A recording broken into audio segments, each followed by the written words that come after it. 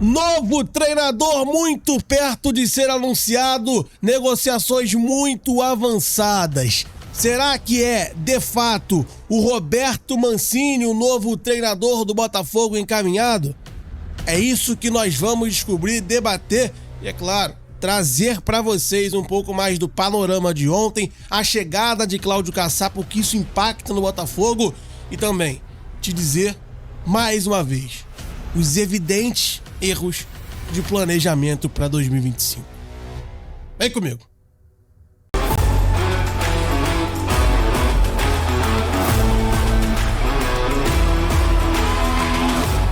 Almoço do Fogão. Sejam todos muito bem-vindos a mais uma live, mais um vídeo aqui no canal Fogão no Meu Coração. Estamos aqui começando mais um vídeo nesse papo, nesse nosso almoço do Fogão. Vamos trocar uma ideia aqui bem direto ao ponto com vocês sobre o momento do Botafogo aqui no dia 13 de fevereiro de 2025, nesse nosso almoço do Fogão, mais uma vez com vocês trazendo os principais assuntos. Ontem tivemos muito o que falar, né? Não só da partida em si, não só da briga em si, mas também de novidades no Botafogo. O Botafogo anunciou a contratação, né, do Cláudio Caçapa, literalmente de madrugada. Nessa madrugada foi anunciada a contratação de Cláudio Caçapa, de fato, pelo Glorioso, literalmente ali por volta de 1 da manhã, 2 da manhã, que movimentou prontamente a torcida do Botafogo, né, cara?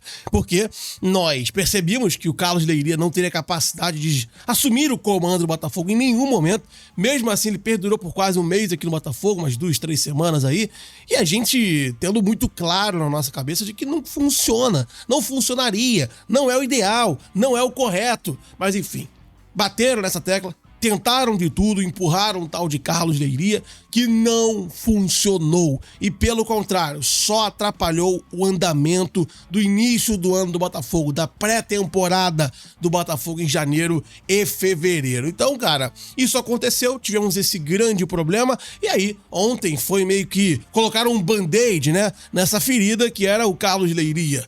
E é o que eu falo pra vocês aqui. Não faz o menor sentido você colocar o Carlos Leiria e depois você trazer um outro interino, assim. Eu acho que eu nunca vi na minha vida um técnico interino sair para a chegada de outro técnico interino.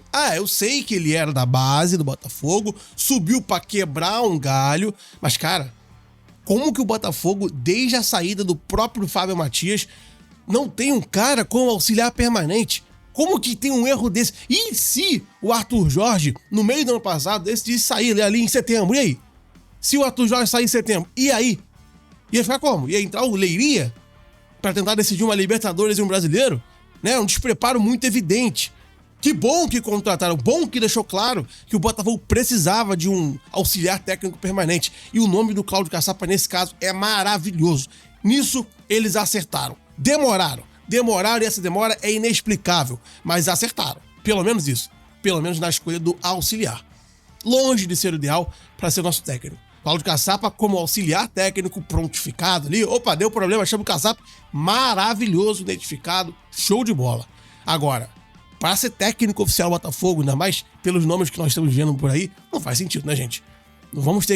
Temos que saber separar as coisas, que o Caçapa, sim, é um grande nome para ser auxiliar, mas não para ser técnico, e o Botafogo acho que sabe disso, né? Até porque informações dão conta de que um técnico será anunciado nos próximos dias, né? Tá muito avançado, segundo informações do canal do Medeiros, né? Do Matheus Medeiros. Temos essa atualização, esse avanço vindo do Medeiros, neste caso, e que em breve será anunciado o seu novo treinador. E aí a gente entra naquela pauta. Será que esse novo treinador é o Roberto Mancini ou não? A grande verdade é que é difícil de saber quem é esse técnico, né? Mas tudo indica que é o nosso querido Roberto Mancini, um dos nomes mais falados nas últimas semanas, e que está bem próximo do Glorioso, segundo diversas fontes. Então, todos indicam que é ele, que inclusive continua curtindo sem parar as postagens do Botafogo no Instagram. Parece estar se autocontratando ali, se autoanunciando o Roberto Mancini. Mas, dado tudo isso que eu tô falando para vocês, o jogo de ontem, ele escancarou mais uma vez que o Botafogo tá atrasado, tá enrolado, tá zoneado nesse início de ano. E não é porque perdeu pro Flamengo num jogo que o Botafogo merecia, inclusive, no mínimo, um empate, tá? A atuação do Botafogo ontem foi bem digna, muito mais se você comparar com a Supercopa do Brasil, onde o Botafogo foi bem pior do que ontem, tá? Então o Botafogo teve uma atuação bem digna, o Flamengo também não jogou nada, e o empate ontem seria muito mais justo, inclusive o Flamengo tirando 2 bolas em cima da linha, pelo menos ali no segundo tempo. Então, cara, o empate ontem não seria nem um absurdo, pelo contrário, seria o ideal. Acabou que o Botafogo não conseguiu fazer o gol, mérito do Flamengo que fez o gol, botou a bola na rede, que é de fato importa, e o Botafogo não conseguiu vencer. Mas escancarou o quê? Porque depois que perde, na madrugada que perde, você anuncia o caçapa. E na minha opinião, isso escancara como o Botafogo se enrolou nesse ano. Se o Botafogo não tivesse enrolado, não faria esse emergenciamento, entre aspas, né? Ser emergencial para anunciar o caçapa, não seria com calma. Se estivesse achando que tá tudo bem. Ou melhor, nem faria uma substituição de interino, né? Como eu falei pra vocês, eu acho que eu nunca vi na minha vida ter um técnico interino assumindo o lugar de outro interino para esperar o técnico novo chegar. Isso é bem complexo, né? É uma novidade, digamos assim, pelo menos ao meu ver. Então, isso demonstra o erro do Botafogo de planejamento. Isso é muito evidente, cara. Na minha opinião, não tem como o Botafogo tá dentro do planejamento, sendo que tá cometendo esse tipo de coisas, né? Como, por exemplo, as lesões que tiveram no início do ano porque botou jogadores lá no Moça Bonita, aquele gramado patético. O erro, a demora nas contratações, não só do técnico, mas também dos jogadores. Agora, essa louca substituição, tirando o Mister Leiria, graças a Deus, e colocando outro interino. Como eu falei, é inusitado, é bem diferente esse fator nessa negociação. É algo realmente, nessa negociação não, mas nessa atualização, né? É algo bem diferente, cara, isso aí é evidente. Agora, se uma coisa boa que nós podemos falar aqui é que este cara jamais vestirá novamente, jamais estará na beira do campo do time profissional, pelo menos, porque para a base ele voltou, né? O Carlos Lille, que era treinador da base, voltou para a base, né? Novamente estará com os jogadores sub-20, o que eu também acho que é um erro, né, cara?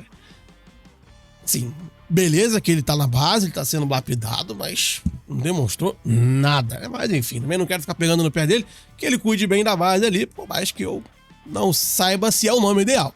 O que importa é o time profissional. Pelo menos Carlos Leiria não estará mais à beira do campo do Botafogo e teremos Cláudio Caçapa. Essa é uma única boa notícia, né, cara? Porque, baseado no jogo de ontem, tirando a evolução que a gente viu do Botafogo, né, mínima ali, né, conseguiu jogar literalmente um futebol digno, nós tivemos também alguns problemas extra-campo, né, cara? Aquela briga no final do jogo que deixou o Barbosa literalmente sangrando, né, cara? Foi uma loucura.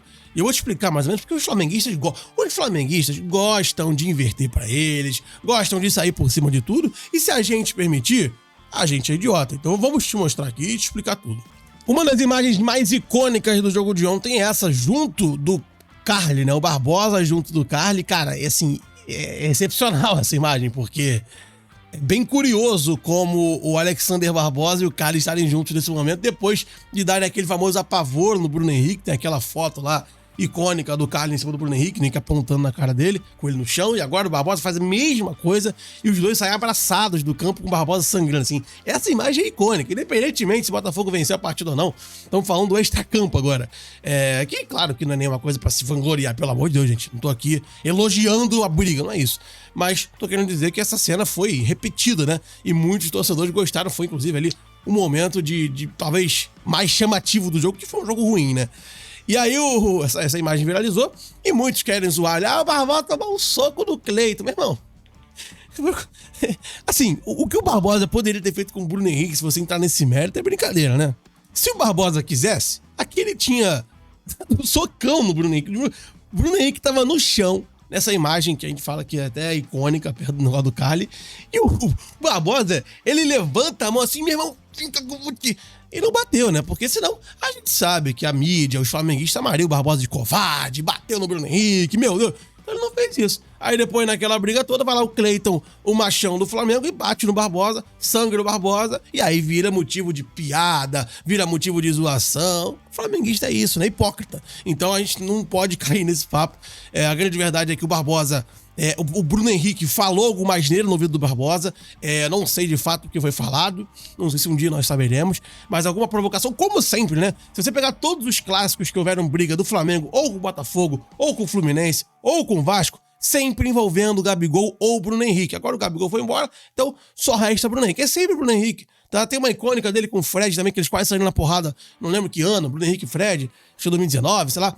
Então assim, é sempre o Bruno Henrique, sempre provocando, sempre fazendo gracinha. E aí, cara, o Barbosa, que é um cara esquentado, a gente sabe disso, e tá certo, não vai ouvir essa gracinha do Bruno Henrique no final do jogo e ficar calado. Aí partiu pra cima, começou a confusão, e eu não acho nem que tá errado nesse caso, não. Vai fazer gracinha? Tem que ouvir, tá? Faz gracinha ali, vai ter consequência. Fez gracinha porque quis. Mais uma vez provocando o Botafogo, o Bruno Henrique. Dessa vez provocando o Barbosa. Que, cara, o Barbosa não leva o desaforo pra casa, né? Então, rolou toda aquela confusão, pra lá e pra cá, briga pra lá, briga pra lá. E ficou nesse... Depois todo mundo foi expulso, ninguém sabe quem foi expulso. E assim, cara, com todo respeito, nesse caso, quem foi expulso pouco importa. Depois a gente vai pegar o Boa Vista e já com o time meio misto, sei lá, porque focando um pouco já na Recopa Sul-Americana, o time reserva. Enfim, cara, a expulsão é o de menos nesse caso.